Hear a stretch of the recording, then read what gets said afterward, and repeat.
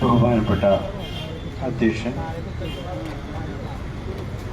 കുമാരൻ മാഷ, ഈ യോഗത്തിൽ സംസാരിക്കുന്ന വൈപ്പിൻകരയിലെ ഇടത് സംഘടനാ നേതാക്കൾ, ഈ മാർച്ചിൽ പങ്കെടുക്കുന്ന ബഹുമാന്യരായ സമുദായ അംഗങ്ങളെ, സുഹൃത്തുക്കൾ,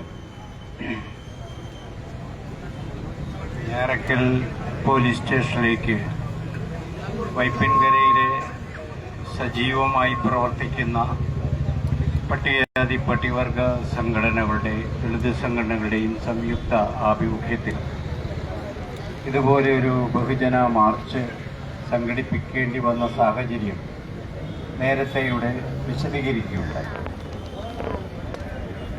തികഞ്ഞ അനീതി പ്രവർത്തിച്ച ഞാറക്കൽ പോലീസിൻ്റെ നടപടിക്കെതിരെയാണ് ഈ ബഹുജനങ്ങൾ ഇന്നിവിടെ അണിനിരന്നിരിക്കുന്നത്.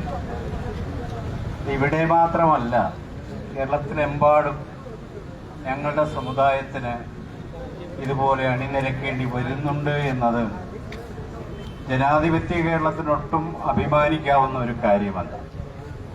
തിരുവനന്തപുരത്തും കാസർഗോഡും കോഴിക്കോടും എറണാകുളത്തുമെല്ലാം കോട്ടയത്തുമെല്ലാം കഴിഞ്ഞ എത്രയോ വർഷങ്ങളായി ആയിരക്കണക്കിന് പോലീസ് സ്റ്റേഷൻ മാർച്ചുകളും ആയിരക്കണക്കിന് സെക്രട്ടേറിയറ്റ് മാർച്ചുകളുമാണ് ഈ സമുദായം നടത്തിക്കൊണ്ടിരിക്കുന്നത്. അവരപ്പോഴെല്ലാം ആവശ്യപ്പെടുന്നത് ഭരണഘടന അവർക്ക് വാഗ്ദാനം ചെയ്തിരിക്കുന്ന നീതിയാണ് ആവശ്യപ്പെടുന്നത്. ഇവിടെ ഭരിക്കുന്ന ഒരു ഭരണാധികാരിയുടെയോ പോലീസ് സ്റ്റേഷൻ ഭരിക്കുന്ന പോലീസ് ഉദ്യോഗസ്ഥന്റെയോ കാരുണ്യമല്ല ഈ സമുദായം ആവശ്യപ്പെടുന്നത്. മറിച്ച് ലോകമാദരിക്കുന്ന ഇന്ത്യൻ ഭരണഘടന ഇന്ത്യയിലെ പൗരന്മാരെന്ന നിലയിൽ ഈ സമുദായ അംഗങ്ങൾക്ക് നൽകിയിട്ടുള്ള സവിശേഷമായ അവകാശങ്ങൾ ഉറപ്പു ചെയ്യണമെന്നാണ് നമ്മൾ ആവശ്യപ്പെടുന്നത്. അത്തരൊരു ആവശ്യം തന്നെയാണ് ഈ മാർച്ചിലും ഉന്നയിക്കുന്നത്. വർഷങ്ങൾക്ക് ശേഷം, ഏതാണ്ട് 135 വർഷങ്ങളായി ഞങ്ങൾ കേരളത്തിന്റെ തെരുവുകളിൽ യുദ്ധം ചെയ്യുകയാണ് എന്നുള്ള കാര്യം കേരളത്തിലെ പൊതുസമൂഹം മറന്നു പോകരുത്. മഹാത്മാ അയ്യൻകാളെ 1893 വില്ലുവണ്ടി ഓടിച്ച നാൾ മുതൽ ഇന്ന് വരെ 10,000-കണക്കിന് സമുദായ അംഗങ്ങളാണ് മഴയും വെയിലും കൊണ്ട് കേരളത്തിന്റെ തെരുവുകളിൽ ജീവിക്കുന്നത് എന്ന യാഥാർത്ഥ്യം നിങ്ങൾ അറിയണം. ഏറ്റവും ചെറിയൊരു ആവശ്യത്തിനു വേണ്ടി പോലും നീതി നടപ്പിലാക്കുവാൻ, നിയമം നടപ്പിലാക്കുവാൻ തെരുവിൽ വരേണ്ട ഒരു ഗതികേട് ഈ സമുദായത്തിന് മേൽ അടിച്ചേൽപ്പിച്ചിരിക്കുന്നത് ഈ ഭരണ സംവിധാനവും ഭരിക്കുന്നവരുടെ താല്പര്യവുമാണെന്നുള്ള കാര്യത്തിൽ ഞങ്ങൾക്ക് തർക്കമൊന്നുമില്ല. അതുകൊണ്ട് ഇവിടെ ഈ മാർച്ച് നടത്തുന്നത് ഈ ഞാറക്കൽ പോലീസ് സ്റ്റേഷനിലെ സിഐയോട് എന്തെങ്കിലും യാചിക്കുവാനല്ല, അയാൾ അങ്ങോട്ട് കരുതുകയും വേണ്ട. മറിച്ച് ഞങ്ങളുടെ സമുദായാംഗമായിട്ടുള്ള കേവലം 14 വയസ്സുള്ള ഫുട്ബോളർ, ഒരുപക്ഷെ ഭാവിയിൽ ഇന്ത്യക്ക് വേണ്ടി കളിക്കാൻ കഴിയുന്ന പ്രതിഭാശാലിയായ ഒരു ഫുട്ബോളറെ സംഘം ചേർന്നും ഗൂഢാലോചന നടത്തി വീട്ടിൽ നിന്ന് വിളിച്ചിറക്കിക്കൊണ്ടുപോയി അതിഭീകരമായി മർദ്ദിച്ചൊരു സംഭവം ഒരു പരാതി രൂപത്തിൽ ഇവിടുത്തെ സർക്കാരിന്റെ മുന്നിൽ എത്തിയിരുന്നു നാളുകൾക്ക് മുമ്പ്. താങ്കൾ അതിൽ എന്ത് നടപടിയെടുത്തു എന്ന ഒരു ചോദ്യമാണ് ഞങ്ങൾ ഉന്നയിക്കുന്നത്. ആ നടപടിയെടുക്കുക നിങ്ങളുടെ താല്പര്യമല്ല, അവിടെ നിങ്ങളുടെ താല്പര്യം പ്രധാനമല്ല.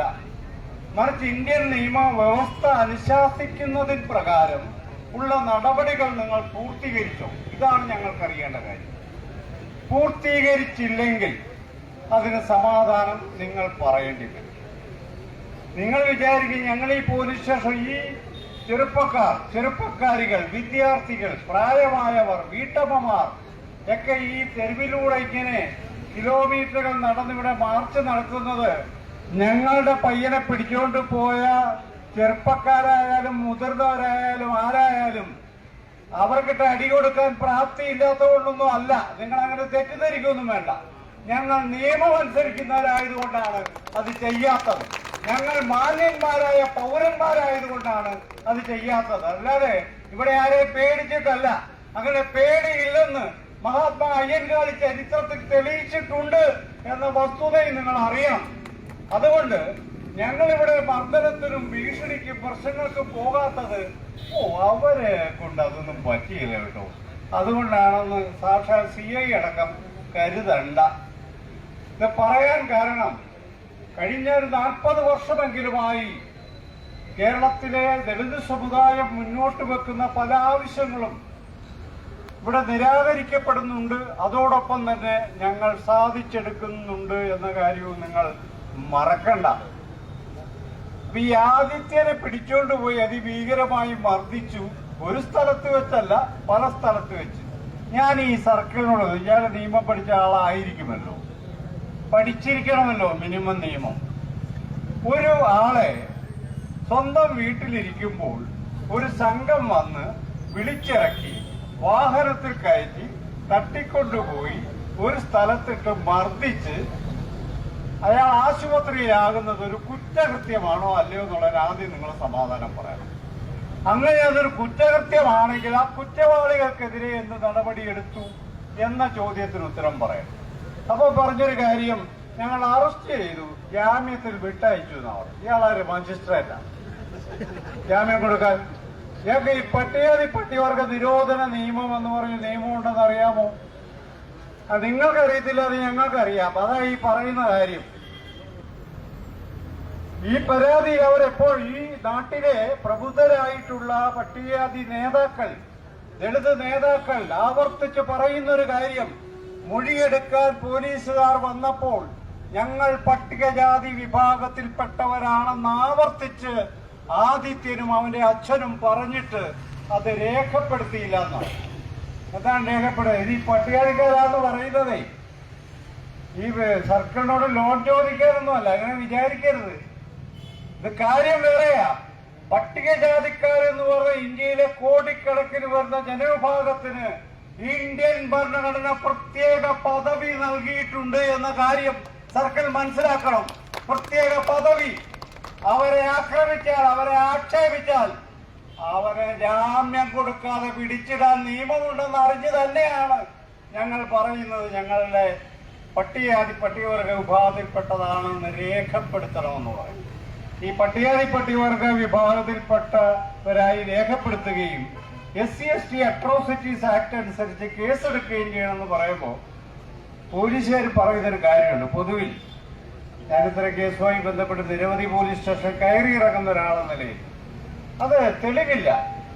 അത് ജാതി പറഞ്ഞാൽ മാത്രം പോരാ, കൂടെ തെറികൾ വിളിക്കണം. അത്രേ. നിങ്ങൾ ആദ്യം ഇതൊക്കെ എടുത്തൊന്ന് വായിച്ചു നോക്കണം. എനിക്കതേ പറയാനുള്ളൂ. ആദ്യം ഈ നിയമം ഒന്ന് എടുത്ത് വായിച്ചത്. ഇതിനകത്ത് തെറി വിളിക്കുന്ന കാര്യമൊന്നും അല്ല പറയുന്നത്. ഒരു അനധികൃതമായി ഒരു പട്ടികജാതിക്കാരനെ തട്ടിക്കൊണ്ടുപോയി മർദ്ദിച്ചാൽ അത് കേസ് വേറെ.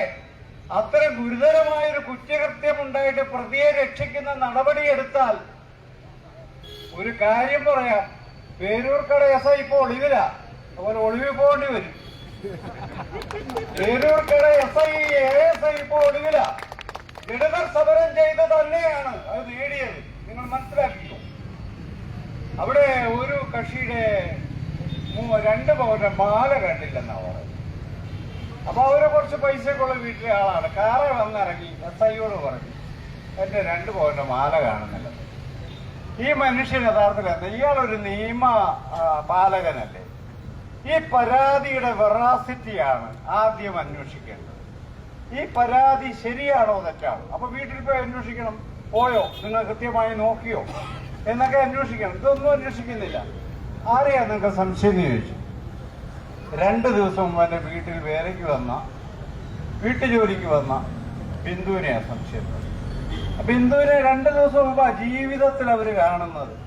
ഒന്ന് ഓർക്കണം, നമ്മളോടുള്ള ഈ മനുഷ്യരെന്ന് വിളിക്കാൻ യോഗ്യതയില്ലാത്ത 2 കാലിൽ നടക്കുന്ന കുറെ ആൾക്കാർ കേരളത്തിലുണ്ട്.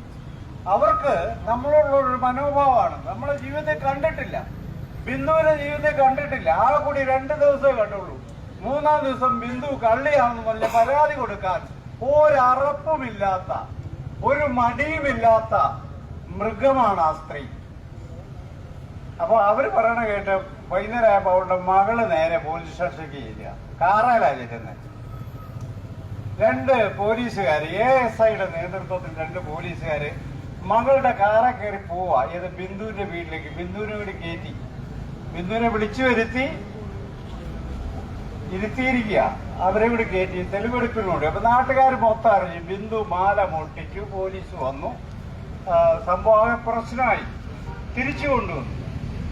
ഇതിനെതിരെ വലിയ സമരങ്ങൾ നടന്നു. ദളിത് സമുദായ മുന്നണിയൊക്കെ പൈരൂർക്കട സ്റ്റേഷനിലേക്ക് നേരിട്ട് മാർച്ച് നടത്തി.